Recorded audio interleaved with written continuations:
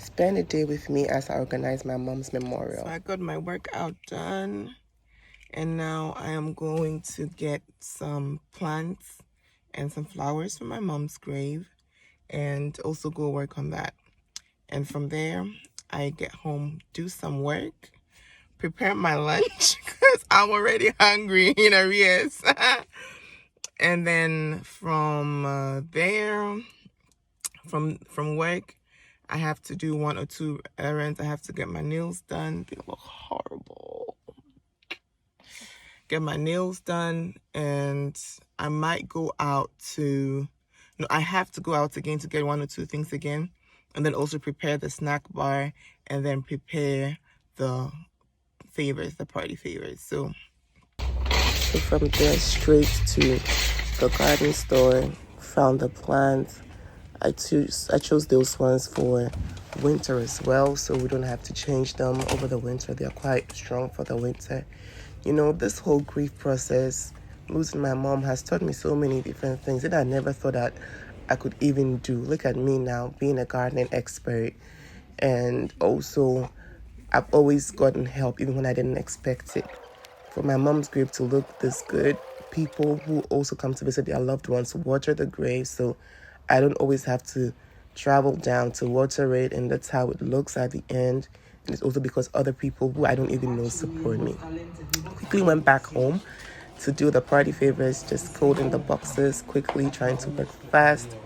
And then I had an appointment at a nail salon, so I had to make sure that things had to go.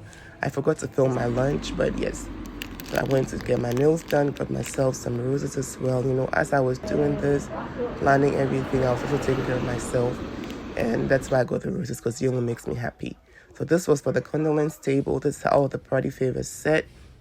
This was when we were setting up the snack bar. Unfortunately, I don't have footage of how it looked at the end, but there were muffins, there were fruit cups as well. Like everything my mom loved to eat was there. This is how the hall looked in the morning before we went to the graveside for the prayer. That's my sister Medina putting stuff together. That's my mom's banner over there. Her middle name Seda. It was all about my mom and remembering her and doing stuff that she liked to do. Great food, great people, and our caterer showed up and showed out. Like, she really understood the assignments. Yes, so my mom's favorite stuff was food to eat, like fruits, healthy stuff.